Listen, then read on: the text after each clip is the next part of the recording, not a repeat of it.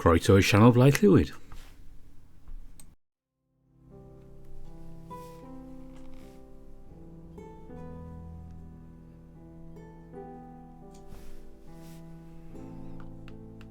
You know, I hate talking over this music. It's like trying to talk over Delia Derbyshire original theme for Doctor Who, or not doing narration for Saffron Steel.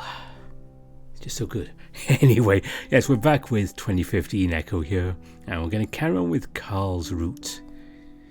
And as I may have mentioned before, this is going to be a bit of an occasional one because, of course, Echo is complete. So I'm not following updates. I'm just going to fit them in when I can. Maybe take a little time over this because there's a lot to do. It's just something I want to do, so it's going to be fun to spend some time on this. Let's pick it up as we head into Thursday.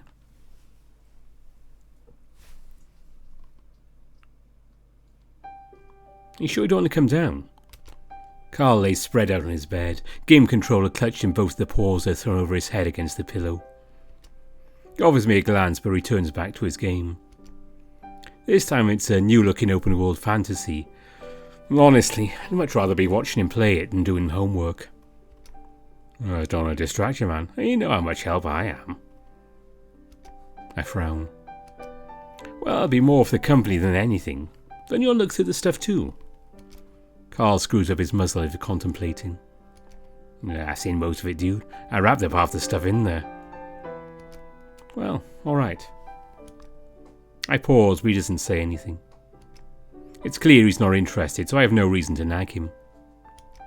Still, it sort of hurts my feelings.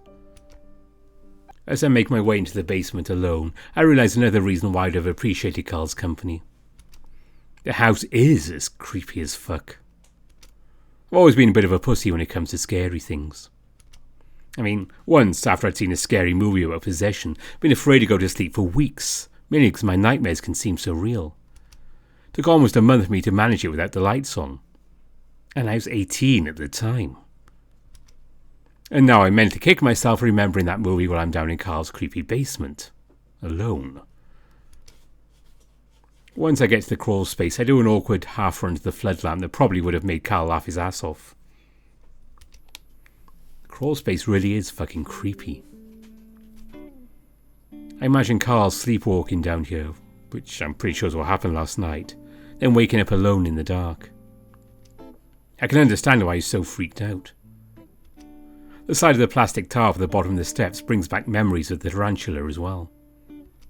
Shit. Now I have good reason not to go down there at all. I still don't know if what I saw was real or was some kind of hypnagogic hallucination that my mind always seemed so keen to throw at me. I scan the tarp. Its white and clean surface free of any insects, as far as I can tell. I shudder again before making my way slowly down the steps, eyes still darting around. Come on, you idiot, this is ridiculous. When I was younger, I used to have a problem where I'd wake up in the middle of the night and see spiders crawling up my walls. I'd scream and one of my parents would come running in to tell me nothing was there. My dad talked to his psychologist friend who told me it was normal, so we didn't do anything about it. Over time, the hallucinations stopped. They didn't come back till I took the night shift near my university's campus. After that, I started to get sleep paralysis, and about half the time, spiders were involved. My feet crunched their way across the tarp, back towards the tubs that I know are marked history. I stared at them for a second, remembering that 2 days ago the tubs had been turned to have their sides facing the entrance to the crawl space. I clearly remember seeing them that way over Carl's shoulder, right before I saw the tarantula. Now they're turned so their ends are pointing to the front. I frown, but the prickling feeling on my neck doesn't feel good, especially with me being alone down here. So I shove that to the back of my mind and grab the end of the bottom tub so I can start dragging it back toward the stairs. Sitting down and taking the lids off, I start sifting through the contents.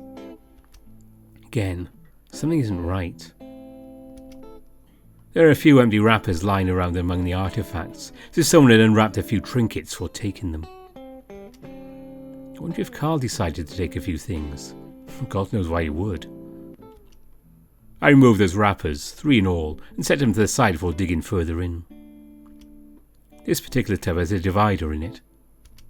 As I started unwrapping things, I realised that one side is for the harder artefacts like keys or knitting needles. The other has mostly paper items like photos and documents. On the paper side I see a thick folder labelled Biography of James Hendricks. My eyes widen. Now that would come in handy. Is this a book or... As I open it up I find a bunch of loose papers inside. While it's clearly copy paper, it's old enough in its own right. I move back down the tarp so I can start spreading the documents out, not wanting to lose anything. I'm breathing heavily at this point, hardly believing my luck.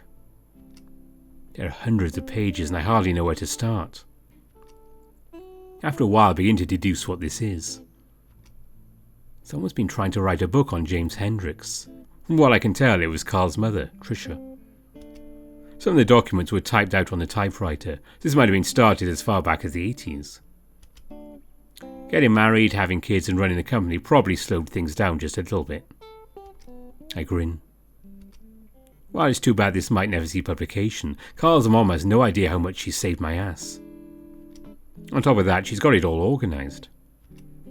One divider indicates James Hendricks, while another marks Emma Hendricks, who I assume is James's wife. Few of them are filled with several names. Maron Smith, John Begay, Inahar Begay, Christopher Leeway. Finally, the last section of the binder is filled with dividers indicating dates. 1825 to 1852, 1852 to 1875, 1875 to 1878, and 1878 to 1891. I start with that, my fingers shaking a bit with excitement as I start poring over Tricia's meticulous timeline, using my phone to take notes. James was born in 1825 to an immigrant family from Eire. His family faced oppressive prejudice from the day they arrived in the country. Despite this, they managed to make a living with James' father becoming a plumber, a profession that mainly dealt with lead. His father, Martin, was abusive, even more so than was acceptable for the time, and James suffered greatly for it. The mysterious death of his 5-year-old sister, Martha, led many of the townspeople to suspect murder on the father's part. But this was never proven. James left home at the age of 15. He told his remaining sibling, Jane, that if he were able he'd find a place for both of them to stay to escape their father. Not much is known about James Hendricks between 1840 and 1849, where Tricia assumed he simply job-hopped around the tri-state area. What is known is that James set out west in 1850 during the gold rush. Luck struck quick with James finding gold in a quartz deposit in 1852. The first person James confided in about the find was his only friend, John Begay. John was a native desert fox who had gone to become James' business partner. This comes as a bit of a surprise due to James' many recorded instances of prejudice against the natives. With John's help, James officially laid claim to the mine before turning it into a business. While Echo was originally a small camp of less than 20 people, it became a mini boomtown. Over 2,000 people arrived within the next 3 years. Things went well for James after that. He became rich, built a mansion in Echo, and lived off the mine's seemingly endless flow of gold. He sent Jane, who was married with a large family at that point, a yearly sum of money. Meanwhile, no money was sent to his parents who were living in deep poverty. He married Emma, a girl half his age, in 1860. They had 5 children: James, Thomas, Genevieve, Carol and Martha. Things changed for James in 1875 though, when he's accused of sodomy with John Begay. The land being lawless at the time, John Begay was hanged by the locals. James was never convicted of the crime, likely because of his strong influence in the town. However, the ostracism grew to be too much. In 1878 he left his family to live in solitude on the west coast. He quietly started a moderately successful ice cream business in the 1880s. It didn't grow into the regional juggernaut it is today until it was taken over by his grandson, Peter. He died there in his villa in 1891 from an unusual insect bite. I rub my eyes and check the time. 3 hours have passed already and it's late in the afternoon. Apparently Carl's game is so good he hasn't even bothered to come down and check on me. I sigh and gather up a few of the items. A pocket watch, what looks like a nugget of gold, or what I think is a stamp with a crest on it. I'll need to take the pictures outside considering how dim it is down here. I lay the items down the adobe sidewalk that leads up to Carl's house. Deciding that will make a suitable background, I start taking pictures. Hours after the discovery of the binder, I'm still relieved. I was really starting to worry with how little time I had left, but Tricia's research has saved me hours of time. In fact, she'd pretty much laid everything out for me. I nearly jump out of my skin and spin around, still clutching my camera. Behind me I can see the window still rattling from the force wherever it knocked on it. It's a basement window, in a window well, though I can't see anything through it. It's too dark. I stare for a while, frowning. What the fuck was Carl doing? Did he go back downstairs and somehow see me through the window and decide to scare me? I slowly gather the artifacts back up and place them in my bag, keep an eye on the window as I do. If you wanted to pull that shit, then I could play at that game too. The only problem is that Carl isn't in the basement. What I can gather is the window next to the crawl space that was hit. Looking out, I can see the spot where I must have been standing. The chills return and I shiver as I move back to the crawl space. It had to have been Carl, though I don't get why he wouldn't have stayed down here until I came back. I gather everything back up and start to place them back in the tub in the same order I'd taken them out. And that's when I notice something. At the very bottom of the tub, a plastic baggie has been opened with its contents spilled out.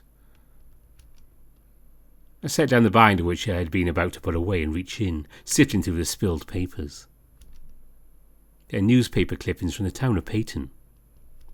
They're incredibly old, and I can't imagine this is the best way to preserve them.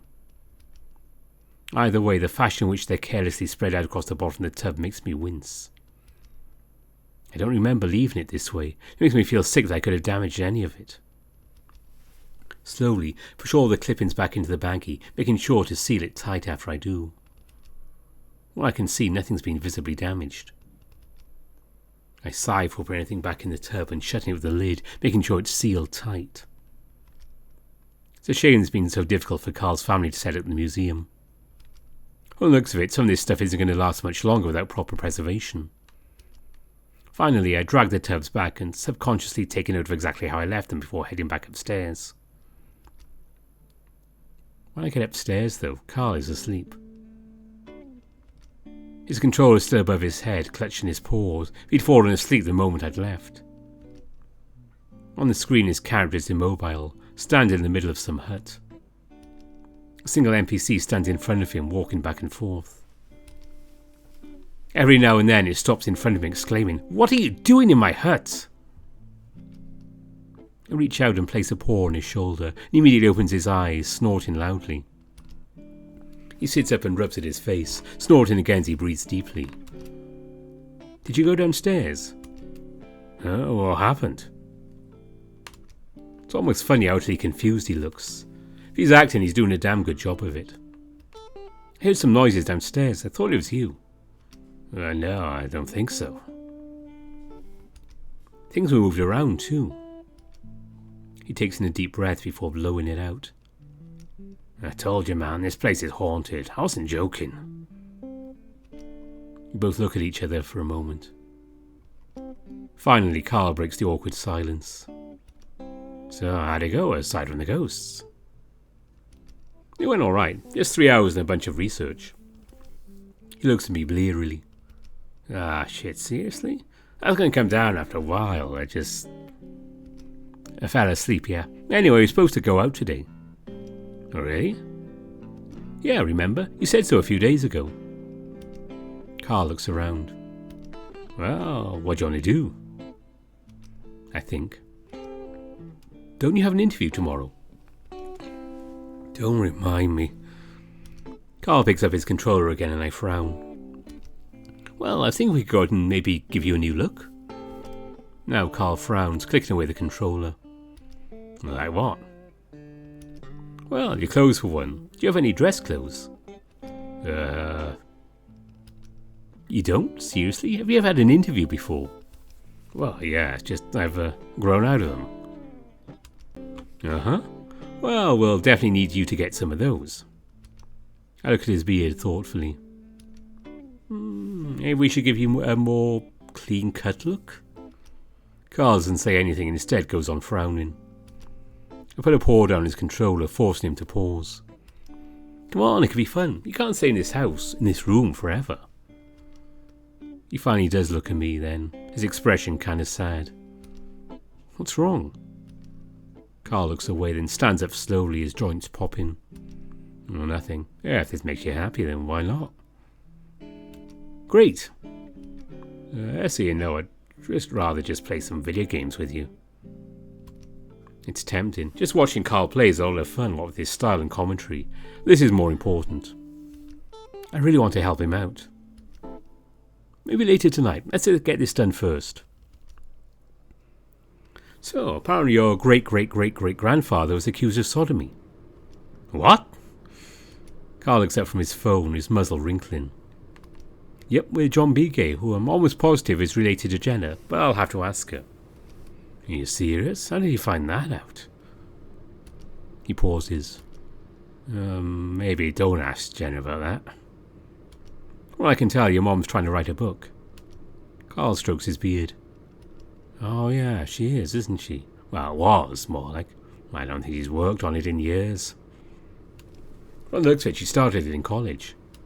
Damn. Well, I do remember her saying it stressed her out a lot. Or that something happened to make her stop. Carl seems to be thinking.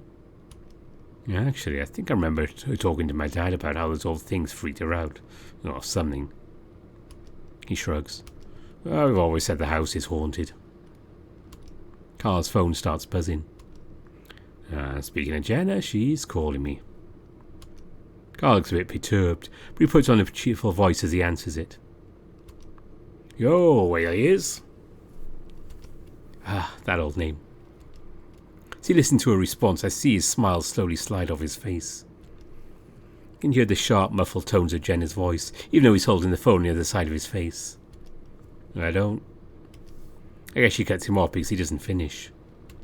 I glare. Here, let me talk to her. The way Jenna acted yesterday, which isn't like her at all, has given me a pretty good idea of what she's going off about right now. Carl doesn't give me the phone, though, instead just staring out the windshield as we continue on the highway. Finally, he lowers the phone from his ear, then stares at the screen for a little while. She hang up? Yeah, said something about how Leo's depressed now and how us hanging out by ourselves isn't helping things. I roll my eyes. You know what? Fuck Jenna. She's been on one since Leo's day didn't go the way he wanted it to. For some reason, she just wants to blame you. Yeah. Carl looks out his window, so I can't really gauge the mood he's in. Listen, let's go get something to eat first. I'll buy. Oh no, my parents are rich. I'll pay. I can't exactly argue with that, so I don't. I also don't feel I can leave it at that, so hesitantly I reach out with a paw and place it on Carl's shoulder. Seriously, let's have fun today, okay? Forget Jenna. He looks over at me and gives me a sad smile. Oh, I'm fine, Chase. I just want to get this over with so we can go back and play some games. I sigh. Is that all you think about these days? Hey, lots of people play games for a living. Name one. Rob Lowe. That's a sport. Well, still a game. I grin as I hear that jokey playfulness back in his voice, that I'm able to take his mind off of Jenna for the moment. Well, at least that keeps him active. Playing games all day will get you unhealthy. Fat, you didn't notice I'm already there. You're not that bad. I swear you're mostly muscle. I guess I've got nothing to worry about. We should get out more. Well, I've got entire worlds in my game. I don't know. What about girls? They're in games too. Well, you can't exactly touch a boob with your actual paws in a game. I don't know. I swear they got those in anime land. You know what I mean. Already done it. Not that great. You're queer or something. I say it with a supposedly southern accent, which I can't really do. Just say I don't label my sexuality. I let that sit for a second. That's a pretty queer thing to say. Yes, I'm a pretty queer dude then. Is that so? Besides, until I'm able to see my hooves again, I don't think any girls are going to be after me. Well, that's what we're doing right now, trying to give you a new look, a fresh start. It'll boost your confidence and your appeal. You'll have girls and boys after you. Again, Carl doesn't act very enthused about that. I tell myself his own big he has to go out. Once we get there, I'm sure he'll cheer up. I swear, every store in the Peyton Mall is dark and covered in neon. Carl stands there awkwardly, looking around as if unsure about what to do. So, what kind of look do you want to go for? Carl looks at me like I'm crazy. Seriously, dude, I have no idea. You brought me here. Just work with this next hour and I promise we can go to the game store next. Carl makes a big show of sighing. I assume the twitch in his ears indicates he'd like that a lot. Well, it's just dress clothes. It shouldn't be that big a deal. Carl's getting all insecure the way he did during the surprise birthday party. It's kind of cute. Carl? Chase? The voice comes from behind me, and Carl smiles over my shoulder if I turn around. Raven? The black and white two-toned husky is just a few feet behind me, grinning. How long's it been? Oh, too long, man. What are you doing here? I finally moved back after Dad got fired. Now I work here. I mean, that's the same about you, Chase. Oh, just on spring break right now. You work in a clothing store now? Raven laughs. Haha, no, I'm a store down. I work at Game Central. Carl perks up at that. So you're still in school, huh? Well, it's great to see you. Raven's accent is only slightly detectable now, the unnoticeable foreign thing about him being his name. So what are you guys doing here, getting close? Yeah, for Carl actually, he has an interview tomorrow. For some reason Carl ducks his head at that, and through his ears I can see him blush deeply. Oh really? It's about time. I mean, I have had a job before. So what kind of look are you going for? When Carl doesn't answer, I speak up. That's what we're trying to figure out just now, actually. Carl shrinks further into himself, his hat seeming to fall further over his eyes. Dude, it's just dress clothes, really. Well, I think you should go get a red tie at least. Might go good with your eyes, and maybe trim that beard. Well, since when are you a fashionista? Come on, Carl, let's at least try it out. Carl sighs, rubbing his forehead. Okay, fine. But only as long as we're out of here in the next hour.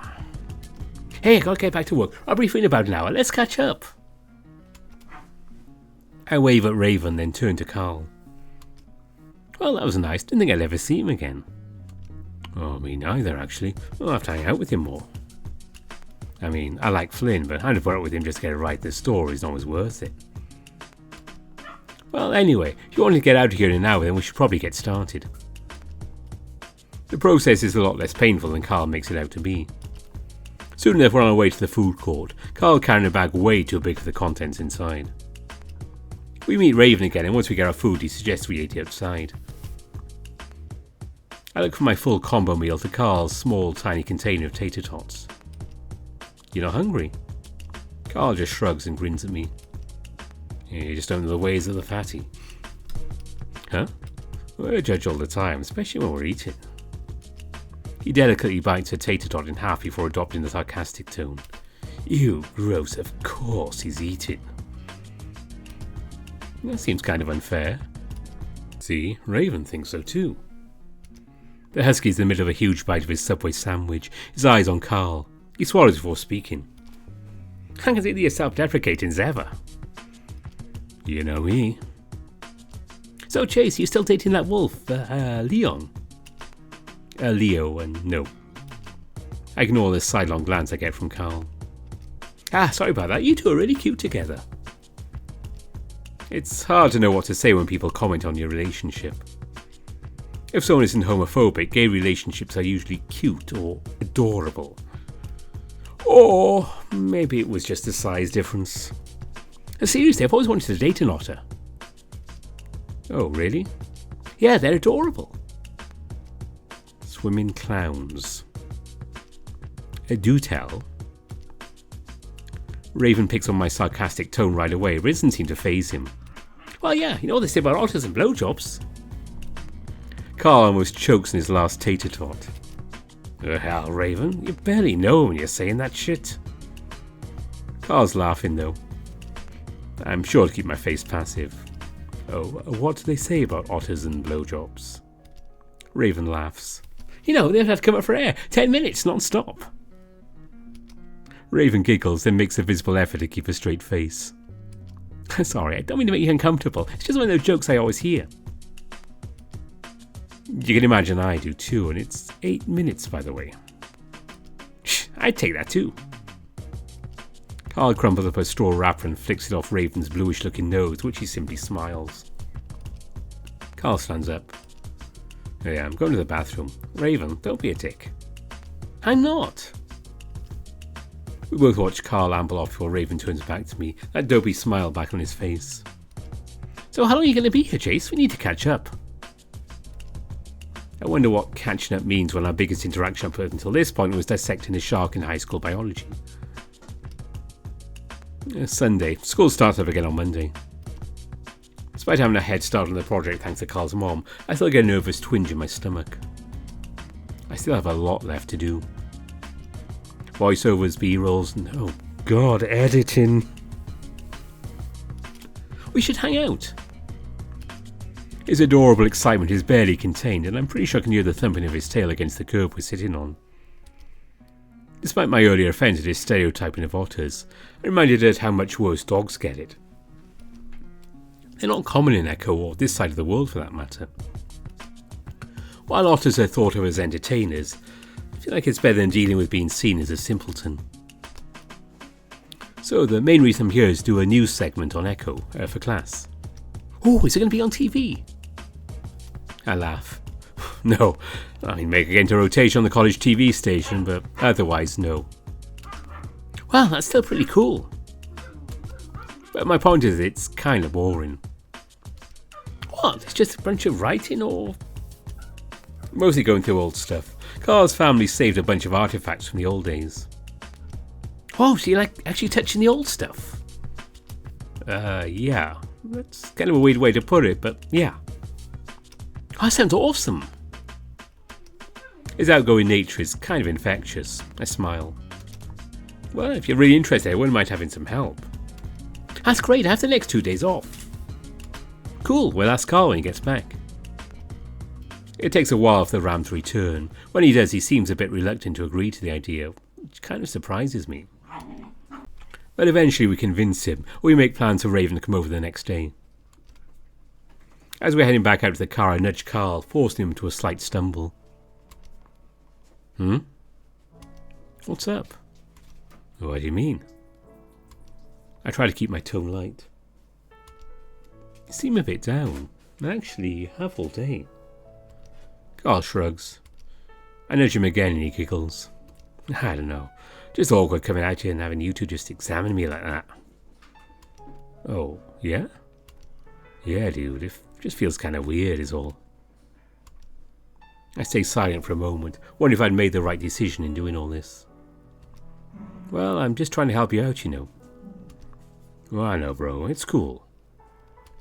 Seriously, I've been thinking. Your main problem is worrying about going out in public, like a social anxiety. Whoa, now you're sounding like Jenna. We get to my car and he smiles at me over the roof while I unlock the doors.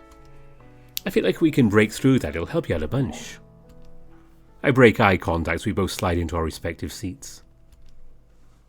I think this job will be a huge part of that, so I really want you to get it. So I lean to the side to pull out my seatbelt. I feel something warm and soft pressed to my cheek. Only lasts for a second, then it's gone. I look over at Carl, but he's looking out the window. Did you just kiss me? Yeah, bro. Are you high? No, I mean, maybe. He giggles. So yes. Slowly I pull out of the parking space. If you hadn't made a move with me last night, I might have been a little more shocked. Where the hell did you get high anyway? Oh, I lay behind them all. Charming. Yeah, pretty sure I got a few needles stuck in my hooves. We drive in silence for a while, Carl looking out at the desert scenery while I squint out the windshield, trying to see through the hazy orange sunset. I didn't mean that, by the way. What? Just thanks. Sure. I know what else to say, so I leave it at that and we drive along in pleasant silence. Carl still seems a little sad and I can't pinpoint why. I'm hoping it's just a phase. That by the time this interview is over, he'll be able to get past his anxiety and finally be done feeling like a failure at everything.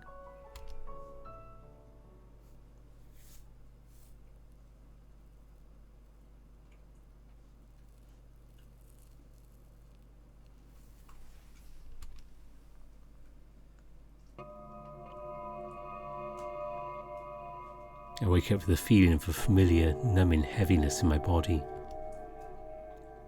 I try to move, tugging at what feels like a massive weight on my arms and legs, but all I can manage is to wiggle my fingers.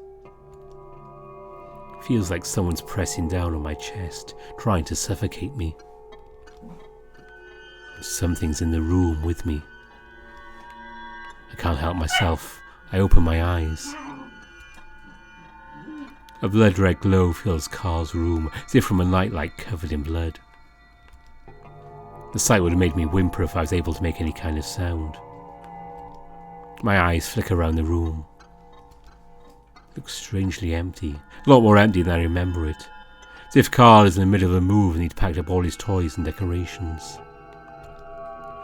In fact, the only thing I recognise in his room is his bed, the blankets tossed back and empty.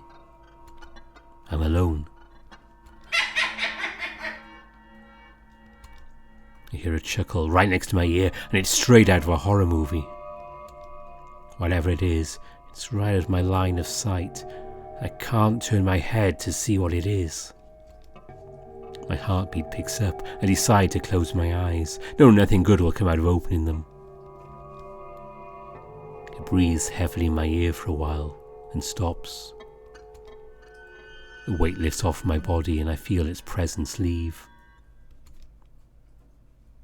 I sit up, open my eyes again and sigh with relief. But then I realise the room is still empty and so is Carl's bed.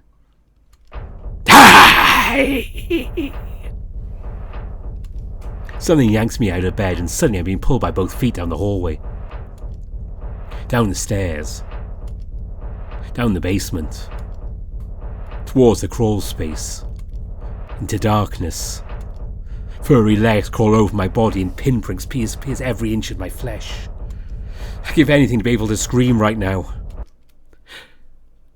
I gasp and jolt out of the paralysis. I wait a good 10 seconds where I'm convinced I'm really out of it. Carl's snoring loudly in his bed when I'm dangling over the side while his belly rises and falls. I sit up and rub my face, wondering how the hell I'm going to get back to sleep after that.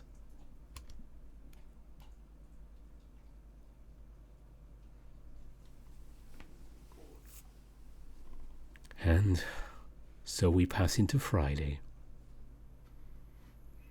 And that's where we're going to leave the video for now. So I hope you enjoyed that. As always, I have a great time recording Echo. Which is why I'm kind of doing all these extra routes now. So there we go. And as usual, thanks to all my patrons. Especially my top patrons. Tiger Cub, Sindri Dragonwolf, Dissonance, Besuksu, Cobus Visser, Kartek, Gunnar Muller, Kopi, Marcus, Lark Huskerton, Bastian, Brandon Bradford, Ida Corval, Anubis Silverwind, Ryan Hall, Sumuto, The Beholder, David Taylor, Effin King and Grizz. Also special thanks to Howley for actually creating and writing Echo. As I've said before, this is kind of what really got me the whole furry VN thing and VNs as a whole. You have a lot to answer for, Howley. But that is it for tonight. There is a new series starting on this weekend. And if the creator mentions it beforehand, you'll find out what it is. Otherwise, keep an eye out on the channel on Saturday or Sunday, depending on your time zone. Find out what's happening next. But until then, thanks for watching.